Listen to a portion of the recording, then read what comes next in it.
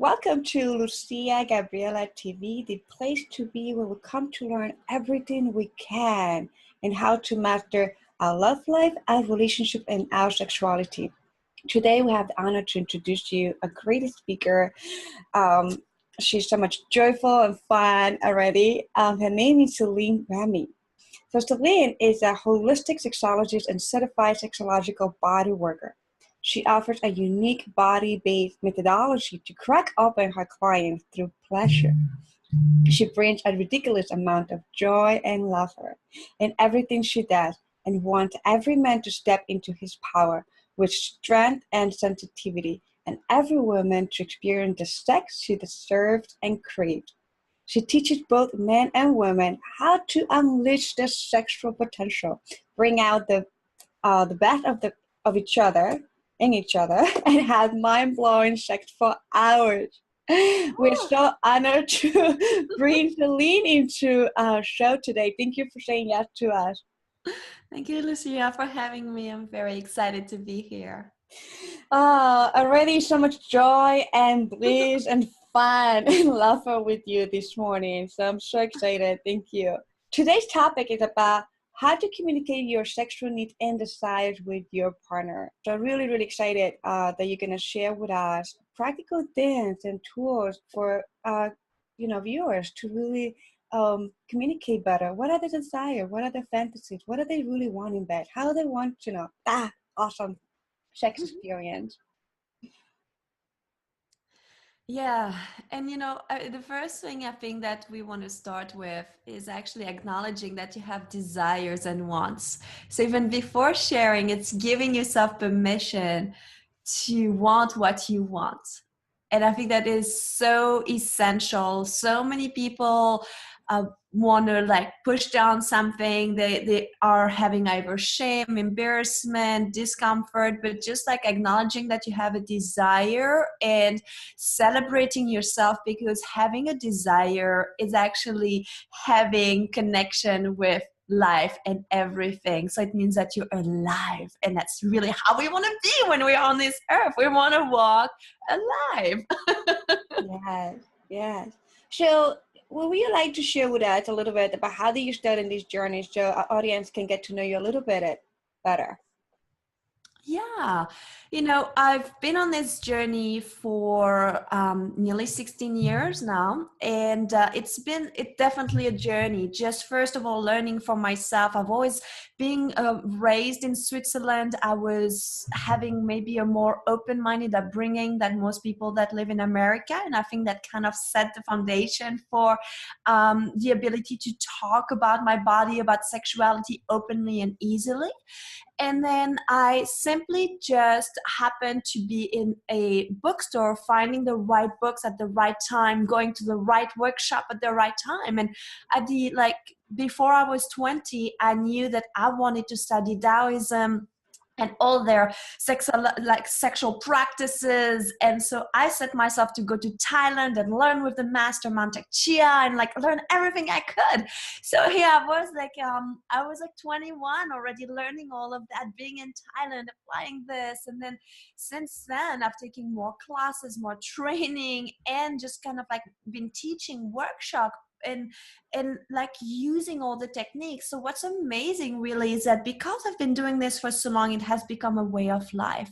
And I don't really see it. When I started, it was I was fascinated with it, and I was hey, I have so much knowledge I want to share with you, but now I don't even realize it anymore. It's so part of who I am, and it's what I breathe, what I do. I don't even think. So just being who I am around, and it transforms people. People are when I talk, and they go really? How is that so natural for you? What do you mean? I'm yeah, of course, isn't that common sense? So I've been immersed in it for so long. I read about sexuality all the time. I take workshop in my free time. I mean, this is pleasure is my business, and I'm loving it, and it's my life. I love it. I love it. So what I love about what I'm hearing is that there is a full integration and embodiment of the knowledge that you have allowed yourself and give yourself permission to tap into. And that's so important, because many times we get caught up in reading so many books, attending so many classes. And I tell that by experience, because back home when I started my journey of tantra, sexuality, and all the stuff was when I was 18 too at that age. And it was important to see that, I was learning all the wisdom and all the practical, I wouldn't say practical things to do in my life, but they were like just the knowledge that it was practical, it was there. And I realized that because I relocated to the US, I realized that because it wasn't integrated in me, the knowledge was just there. And then life experiences came in my life to remind me that I must embody and integrate the knowledge that I have gained in the past, but also that I was giving myself permission to. So really beautiful what you're sharing, and that's an important message for everyone who's listening in our show today. It's not just how many books you read, it's not how many classes you attend, or many retreats, or many transformational experiences go. If you don't take that time to integrate it, your body, like the knowledge, is going to be just, it's not going to be amplified. It's going to be there. It's going to be just there. And you're not going to be like fully here, right? Mm-hmm. So it's going to be there and you're here. Beautiful.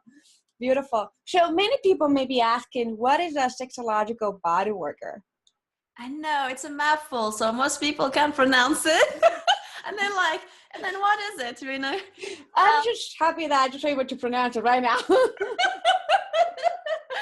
I like to say that it kind of stands at the crossroad between sex therapy and erotic massage, because we are trained and certified body workers, where we learn techniques to work on the body. And what we do is that we teach people to really embody their full sexuality, be in touch with their body. That means that orgasms, ejaculations, erections, anything body related, laughter, joy, like anything like this is like welcomed and celebrated. But most likely we also teach you to really feel at the body level what it is to have and to be a sexual being.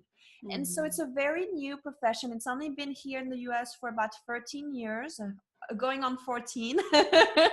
And many haven't really heard of it yet. It's still kind of one of those professions that people don't really know about because it's so like out there. But what I love is that it brings in the element of coaching, it brings in the element of body work on the body, and also all the different like sacred sexuality practices, like what I've learned in terms of like breathing practices and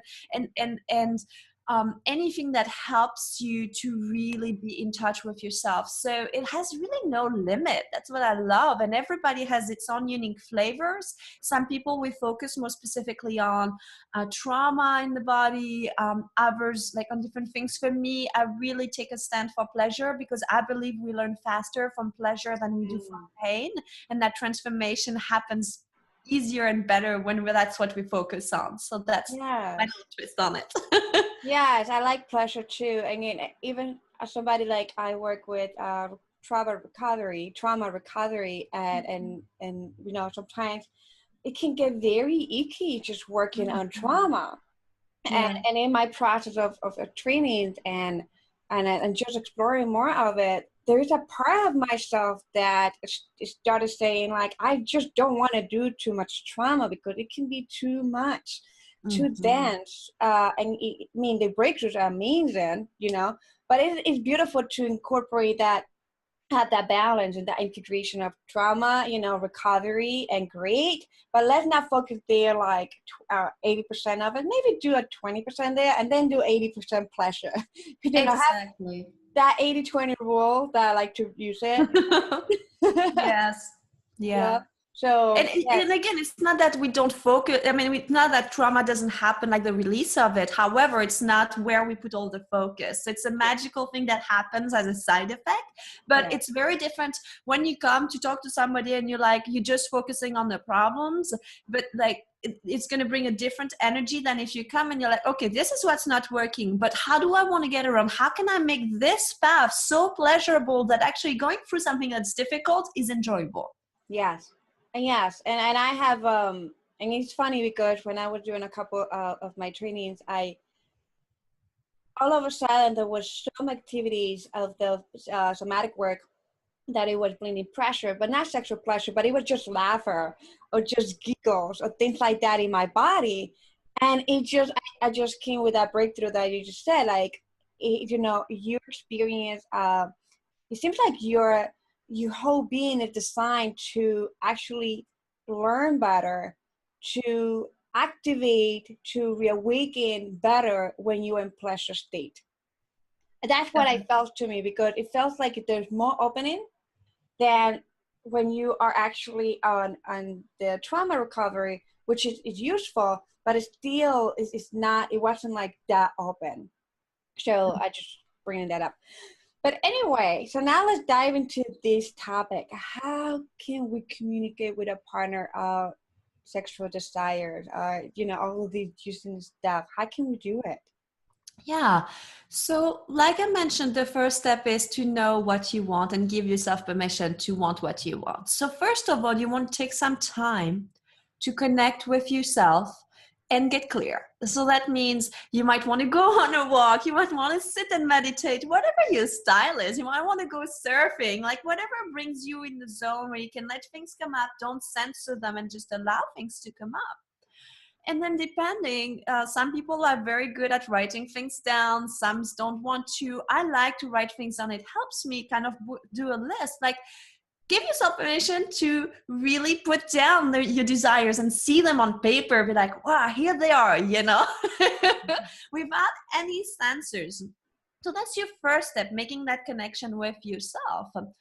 And the second step is to talk about it with your partners. And I think that what's important with that is I like to create a time to talk about it. And when it's something that's vulnerable, it could be something like coming to your partner and be like, hey, I would love to talk about some fantasies and desires that I have, but I feel really shy, or this is really vulnerable for me. I'm afraid that you're gonna laugh, or you're gonna think I'm a perv, or that I'm crazy, that you're gonna judge me. And the only reasons I want to share this is that so that we have more connection, we have more intimacy, we have more depth. So like kind of setting the stage where you're like, hey, this is what I want to do. So you can back out of it, okay? Then you can be like, oh, now let's talk about what we're going to have for lunch, So you're like, this is what we're going to talk about. So that's A. B, it's like, okay, this is what I'm afraid of that could happen. Like that's showing some vulnerability. Every time we share vulnerability, we create more connection with somebody. And then C is like, this is the outcome that I want. This is why I'm creating, this is why I'm taking the time to share this with you, because this is the result of what I want our relationship to look like. So this is kind of like setting the frame. And so for some people, sometimes that are good is like, hey, would you be like willing to meet with me tonight? We'll have a cup of tea and snuggle up on the couch and take a half hour, And so we put it in the calendar. For some, it's like, can we talk about it after we made love and we like all like, like snuggled up and like with each other. It's important when you do something like this that you have this touch, that you connected with one another, so that you feel, especially when it's something that's edgy to talk about, that you feel that your partner is there with you and like can have your hands that are connected, have your bodies touching. So that's really like the easy step of doing it. Some objection or some things that people like, but I have no idea how to do it or like what to say.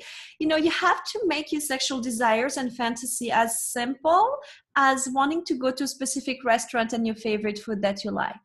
If you were to talk to your partner about, I really want to go to this amazing Thai restaurant and have these pad thai or special curry that I love, and you're like, you have no shame, no problem saying that out loud. And do you care whether or not your partner's like if your partner's like, wow, well, awesome, I love that Thai place too, but actually I wanted Mexican food tonight, you don't really feel rejected or sad or anything like this, right? You're like, okay, cool, I got to speak my piece, you get to speak your piece, how about we find a win-win? And so sharing your desires and fantasy has to become as simple as sharing your preferences for the food or the restaurants you want to go to.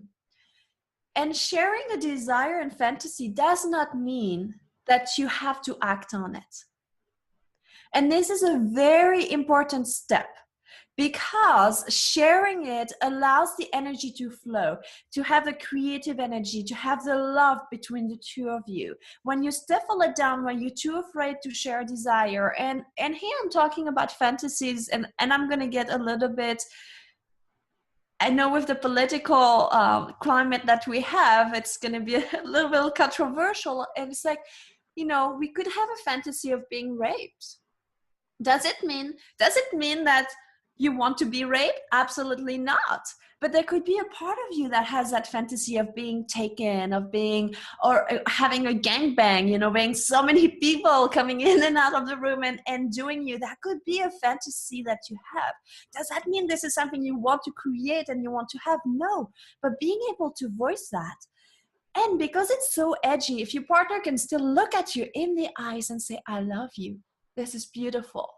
Thank you for sharing. This can transform your relationship to such a different degree, create so much more depth and acceptance that anything goes. And this is really the purpose of relationship, to bring in the best out of each other and inspire each other's genius and creativity, energy, so that we do our best work in the world. Yeah, beautiful. Yeah, and when it comes to the whole fantasy aspect of anything of rape or any kind of crazy other things that it's so edgy, it is something that in my experience I find it is amazing and transformational. Like you said, it is something that in a subconscious level it is healing. To me, like, I always see it that way, because there's a reason that the person having this fantasy, and that's one of the things that we work with therapeutic kink, is there's something in that person, individual, psychic, subconscious, that it actually desires to come up front and be seen and not be hidden anymore. And there's such a dynamic when it comes to the power of exchange, when it comes to the whole aspect of being raped, gang rape and all that stuff. It's such an interesting dynamic that happened. So I definitely, like you say, I know it sounds controversial, but you don't know what it actually means to the other person. So we can never come from when we're going to share, when we're going to actively listening to a partner what they're sharing, we can never come from a place of shame. So that's so important that you mentioned that. It's important for a partner to say, I love you. I love you no matter what your fantasy is, And when it comes to fantasies, it's such a taboo, it's being so detrimental for so many individuals to really be authentic with themselves, because if we cannot accept our own fantasies and we feel judged by those, it's very hard to still being authentic. Exactly. Yeah. I know we're doing powerful work here. We're inviting our community to be open-minded, to not just be open-minded, but be open. Be open. Give yourself permission to be open. I was just teaching a class in a festival, and it just came to me like, a download, put it this way, right, of the work that we do. And it's like, how many times we have subscribed ourselves to different ideas and to different things that are not serving us, especially when it comes to sexuality, when it comes to fantasies, when it comes to sexes, when it comes to the masculine and the feminine, how many things we have subscribed to. And I feel like we're in times where we're being asked from within to unsubscribe to everything and to learn by just being open. Because the more we subscribe ourselves to different things, we're limiting ourselves to our infinity. So we invite everyone in our community here to unsubscribe of everything. And just listen to what we share with you from a place of I'm like, wow, that's interesting. That's fascinating. I'll give yourself permission to explore your own infinity through the messages that we share here. Yeah. And when it comes to fantasy, I want to add something about it is many they don't voice their fantasies and desires, and yet they bring them fantasies and desires in the act of the love making, which means that they're not present with the person that they're making love with. And I think that that is not the way to really honor and cherish the person that you love the most. So when you're able to bring your fantasies and desires to the surface, that means, like you were saying, being open, acknowledging, being in that flow, whether or not you choose to act on them or do anything. You don't have to bring your fantasies every time so that they prevent you from enjoying the present moment, because they are like, we want attention, we want to be acknowledged. And that is really, really essential. I think fantasies have their place to help to bring our erotic energy and arousal higher. And I also think that always being stuck in fantasy and not being present with a partner gets in the way of having true intimacy with somebody.